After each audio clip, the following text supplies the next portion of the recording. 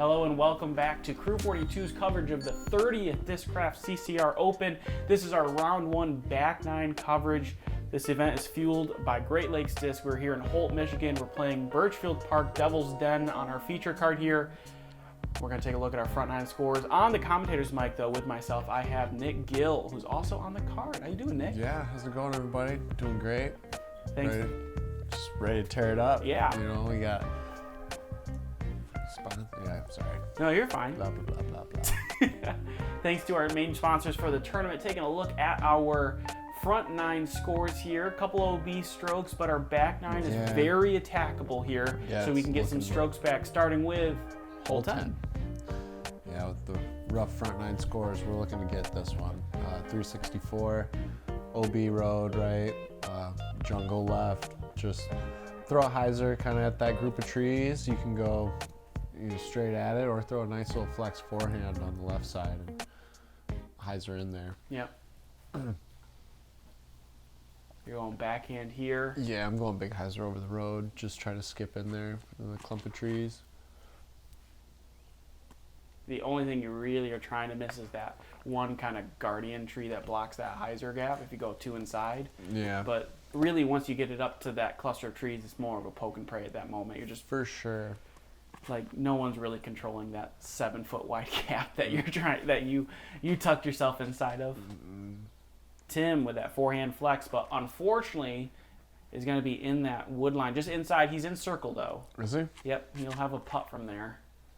Takeshi taking the straight hyzer gap. I like this play a lot if you push it deep enough, and he does, right into the circle. Great shot from him. Yeah, great toss with the annex. That leaves us with Nick Hanson left on our card. He's also going to go with a forehand. Something stable on Anheuser. I almost call it the Am Firebird throw because that's what the old saying is, and he's nearly going to dunk it from that shot. Hits the dust right by the bucket. Perfect. Extra skip. Long look here. Well, how far are you? 40, 50 feet from there? Yeah. Just off the basket. Good run, good effort from you. Here's Tim now from the woods. Yeah, taking him a second to line this one up. It's definitely a little tight gap there. He's got some stuff in his way that he's kind of got to just putt through. No problem for Tim there. So good. Perfect little stab right through the shrubbery. Hanson from his ace run, looking for his birdie here, trying to make up for that hole 9. Yeah, nice little comeback. Nice little comeback birdie. Hole 10 playing as the 4th easiest hole on day 1. Yeah, I feel like minus a couple of those trees right side of the basket, it would 100% play as the easiest hole. Correct. So they definitely like block it off good and you know, don't let a lot of discs through, to be honest with you. So that's why I like Takeshi's play of pushing a little deeper, straighter. Tends to get a better look at it. But if you do get through those trees, it's almost always a tap in. But okay, we have hole 11 now. It's another it's not a short hole. This is one of the bigger holes as well on the back 9. 732. Break it down. I thought this would play as the hardest hole in the course, to be honest with you. Third hardest. OB left side. It's got OB right side too, but kind of hard to reach, and I think it finishes off just at about halfway up there, 200 feet from the basket or so. Yep. OB left side stops as well. I think a little shorter than that. Bottom of the hill on the left, and then about halfway up the hill on the right was the OB. Like right as you turn into the next hole. For sure. T-pad. Tim ripping on a high speed here. If you know Tim, you know it's a crank, and he was very confused of why the crank did not turn over, as he's going to trickle himself out of bounds. Tough break for Tim. He's had a couple of them already. He's going to see if he can try to scramble a par save out from that position. Takeshi just trying to throw a big Anheuser over top. See if it fights back. Yeah. Not a bad spot. I mean, it's kind of a tough... I don't think you can birdie from there. Yeah. But definitely a, safe inbounds, 300 feet down the fairway. No OB play. Yeah. Yeah. Nick, you're trying to turn this over. He does. And that's the power you need to give yourself a birdie look. That's a prime time spot, I believe. The only problem is there is a tree on the right side that can pinch you a little height-wise if he's too far to the right. But if he's in the middle there, then it opens up beautifully for the hyzer back into the green. With a flippy Great Lakes Disc Raptor here. Just snuck OB. Just a touch too high out of the hand, off the tee. I think it would have been fine other than that. Kind of catching a little tailwind maybe off the... Yeah, it's a harder wind to read as well just because it's shielded a little bit on the tee pad. It's a bit of a valley of a whole, like the whole in its entirety is in this whole 700 feet. You're almost level with the basket at the tee pad. But you definitely walk downhill a lot before you just go back up. Ripping this uphill, trying to just play safe. And this is huge. There's a big forehand from you. Gets you probably not in circle 2 quite yet. We'll pan over. Yeah, you'll probably be 80, 90 feet from there. For sure. I think it's still a throw. Yeah. Tim's actually going to keep inside by the OB line. He saw a gap. Gets a little bit of cabbage, which slows this down immediately, but he gets out most of the way. Should have a simple hyzer approach from there. That was actually a prime spot to, like, save the par, really. Maybe if he didn't catch that branch, it would have really got up there, but... It would have been the break he needed, but... Nick putting himself up there for a birdie look. Yep. Like you mentioned, perfect landing spot, not too far left, or too far right off the tee, and so great spot. Takeshi switching up the zones. He's going to a Z1 now, a little more stable. Yeah. And this is looking a little better from him there. Well done. Maybe that was the secret ingredient he needed all that time, is a little more stable zone. Yeah, I mean, that turning distance can kind of put you out of your realm and make you throw a little harder. And sometimes you need that overstable stuff. Yep. You're just feeling it. Yep, because you're snapping a little harder. Oh, yeah, I do that. I'm very guilty of it. I'm running this. Yeah, with you this are, magnet. 100%. Giving a little lean and did like, get in the basket. A little past it, but you should still be within 20 feet of the basket, I would think. Great birdie. Yes, Nick. That stroke on the field, right? Yes, 1 of 6. Great. One That's of 6. huge. You get your hyzer putt in there. Yeah, and kind of throw a nice one in for my bogey save, really. It's a tough hole. Tim and I are both kind of like, man, we just threw our drives left OB. Like, come on, dude. Let's step it up. Yep. Let's get clean here. A lot of par 3s coming up for you guys, too, here on the back nine that are very attackable. One of those is hole 12, 269 feet. Very famous hole from back in the day when it was a little more clear and you saw some of the big arms go over everything on spike hyzer angles. Yeah. Can't do it now. No, it's not even possible. There's nothing there. I mean, I was doing it and I thought it was cool, and now it's just good. Yeah. 0% good try. chance. So now you have to throw a flat disc with some stability and let it hyzer out left, or you can throw a neutral disc on hyzer and let it kind of drift that way. Yeah, now you got to hit a gap. Dang it, now we have to be precise disc golfers. This is not hyzering enough from Hanson. He's going to be wide right of the basket, but in circle 2. He got it deep enough. All right. Takeshi. Not sure what he's throwing here. Looks like a mid-range. Could be a wasp. Definitely slower, and it's going to trickle right by the basket. Perfect. Great shot. Good to see him playing very well so far on this back nine. Night. I don't know why I said night. Talking is hard, but not throwing is easy for Tim Barham. This is looking great. Yeah, that was perfect. Just past the basket. Test flight Raptor. Yeah, it looks like good stability to it. Super flat. I'm going zone here. Putter line zone. Just trying to sneak it in there. Inside gap is a poke and pray, but all the pokes are pretty fair. Yeah, that was a little more inside than I was looking for, but I think it worked out. Okay, hoping to make a star frame out of this one. Hole 12 playing as the second easiest hole. Hanson there getting the long putt to go, so he does his job. That's 3 in a row for him. Looking great. That's exactly how you want to start the front. Yeah. For sure. I mean, that's getting the first 2 and then just topping it off with this one. Yep. Perfect. Takeshi gets his as well. He'll be 2 for 3. And honestly, this is what his birdie par birdie is probably what most players are like looking to get. Yeah, that's reasonable. Yeah, That second one's a bonus. Obviously, being 1 of 6 on 11 there is huge. Yeah. Like it's a good hole for the tournament. Since 2015, Great Lakes Disc has been supporting players at all levels, from local leagues and events to professional disc golfers on the Disc Golf Pro Tour. Visit GreatLakesDisc.com to learn more.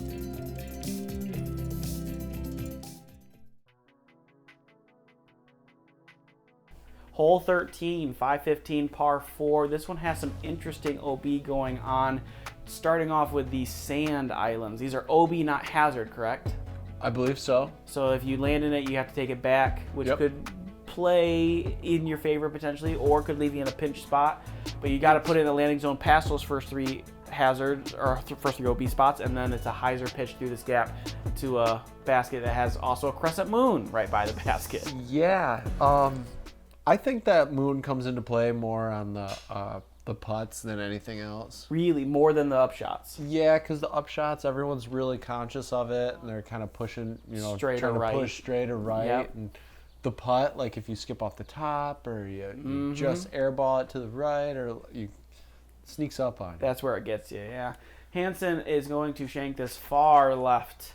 Not going to get what he wants there. He's going to have to pretty much pitch to the ideal spot, and Takeshi is going to land in the dead center of that OB spot. He just did not throw it hard enough. That pretty much it. He had a great angle. Yeah. Looked solid off the tee, but you do have to kind of peek the corner to check it out. For sure. I'm going passion here, just honestly throwing it hard, and anywhere on that right side, I'm fine with it. Yep.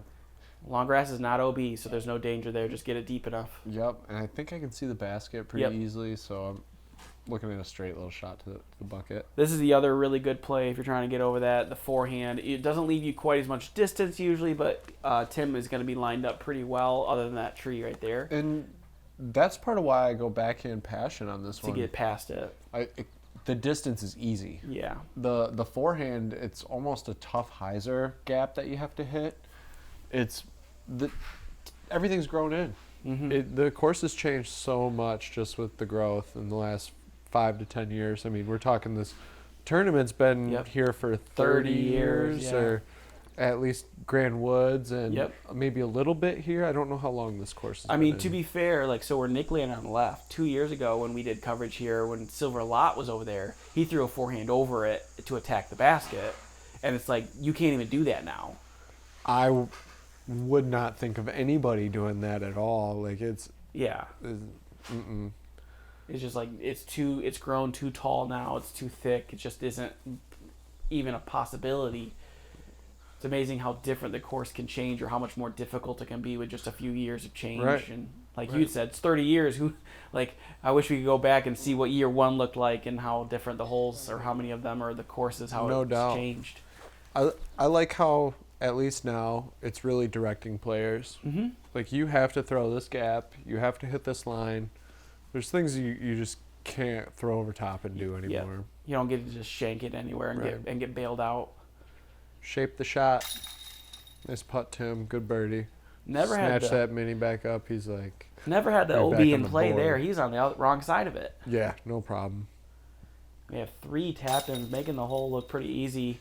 Even Nick, who is out of position off his drive, just pitch up to the gap, easy layup, taps it in. Yeah, as long as you stay in bounds off the first one, you're in good shape to get the par. The birdie on the second shot, it's a little touchy. Holt does play as on the easier side, 5th easiest hole. Takeshi with the unfortunate bogey with his OB stroke involved there. But that's going to move us on to hole 14, which is middle of the pack difficulty, 351. I would probably say it's a backhand turnover, just way the hole shapes, but you can get a forehand there. So It's interesting. I play this whole the right side like straight hyzer play, and I kind of see everyone else going forehand, and I love the forehand, and then throwing the backhand and hyzer at it. I think just me being first up here, I'm going this way, and it kind of just led me to do what I'm doing here. Not upset with this. Yeah, it's in top of the hill. Top of the hill. Circle 2. It's what I've been doing in practice.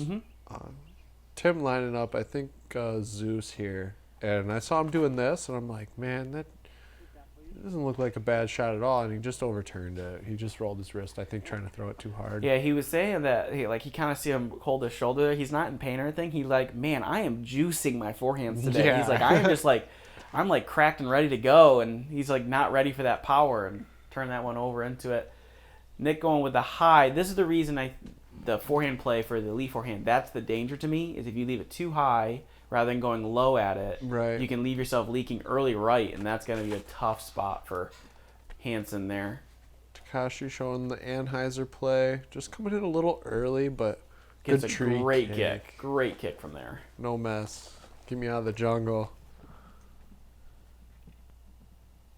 No chance for Tim to really get aggressive to the hole, but simple pitch here from him.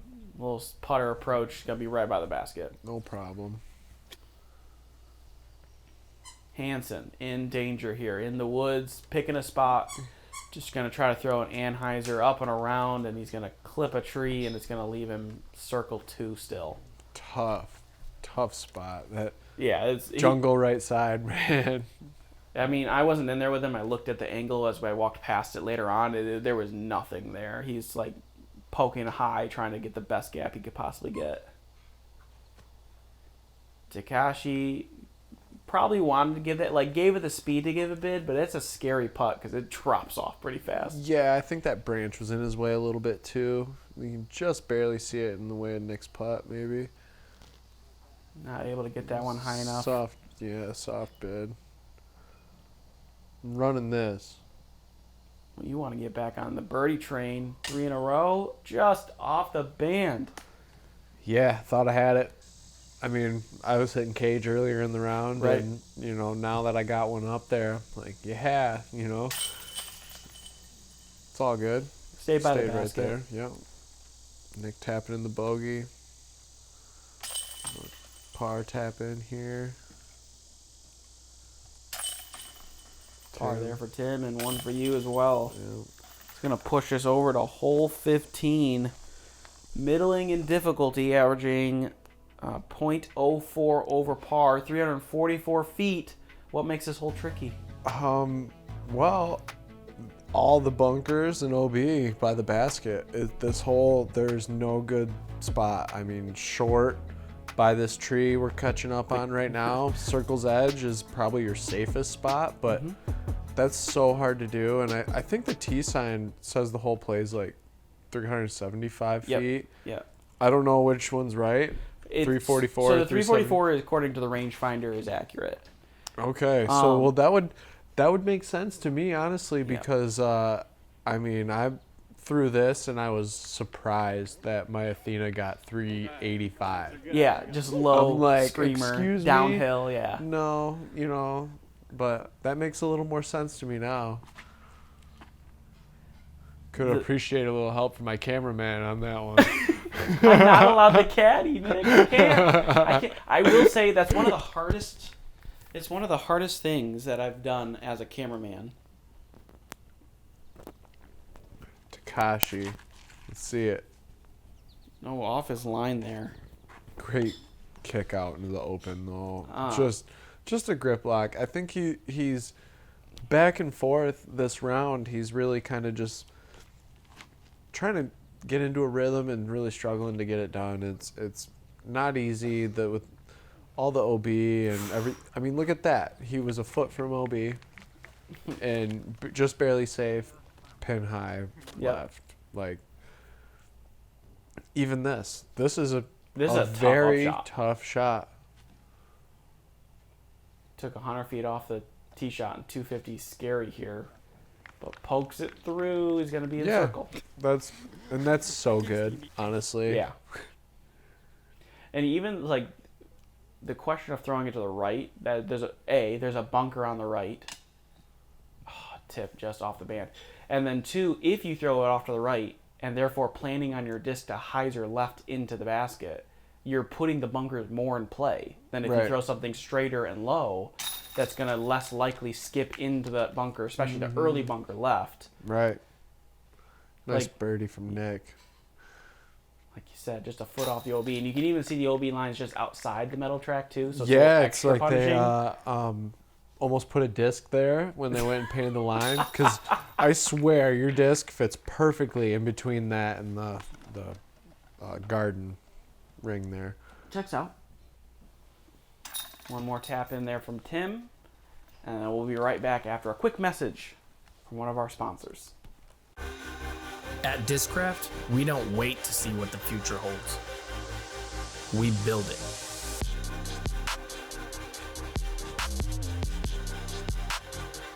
The future is in your hands. All right, hole 16, 289, dead straight, guardian trees by the basket, pick your favorite disc, putter mid-range, and honestly, just Chuck ace it. run it. Chuck it, yeah. Slopes uphill, so even if you were ace running, as you say, it's going to get caught pretty early. Yeah, just hit the, it's kind of a tight little gap off the tee, these like little, guardian trees there, but I go flip up, putter line zone, that's like nicely beat in and try to give it a go, and actually flipped it up and it carried a little more right than I thought, but no worries, we slid up there, just past the bucket. Nick going similar style disc, pretty overstable. Works out for him, though. That's like the play, though. Yep. You go overstable putter straight at those trees and it finishes left. Tim, going quake. Yep, by a quake. Every time he pulls it out of his bag. Yeah, he definitely shouts out his boy Noah on this one. Parks it with the quake. Yep, looks good. Yeah, I like that forehand play too, because if you, especially on the gap, it's so free to kind of turn something over into the left a little bit. I think Tim's been making the money off that shot for years. Quake or not. Speaking of this, like kind of stretch here, actually, 16 specifically, making the hole look easy. These last 3 holes, 16 and 17 especially, you really need to kind of birdie. These are like you want must-gets. You want them. 18's tough, but if you get clean off the tee, can be birdied. You'd like to finish with 3 green spaces on your scorecard, but these 2, 16 and 17, are must-gets, really, especially if you're trying to compete. For sure, man. For sure. I mean, 16 playing as the 3rd easiest, 17 playing as the easiest. So they really are very gettable, very birdieable. yeah, most of the field. Takeshi off the band. Not the way he wanted to take this hole down. Nick looking at a little putt here. Off the basket, not high enough. I think he may have just rushed it a little. Didn't quite get comfortable, it looks like. Tim. Doing Tim things. Quake. Throw a quake. It's going to sneak in and grab that. We got 2 tap-ins here. 1 for bogey, 1 for par. And we're going to move on to the easiest hole on the day, hole 17. Yeah, we got an island. 180 feet. Hazard Island. Hazard Island. It does matter because I know every year someone asks me that question. If you land in the island and you're up against the wood, why don't they take a meter relief? It's because they can't. Because it's a hazard and you don't get relief off a hazard. I bet that, honestly, that gets so many people. Oh, yeah. And the problem is like, imagine Marweed, right? His big old feet because he's 11 feet tall.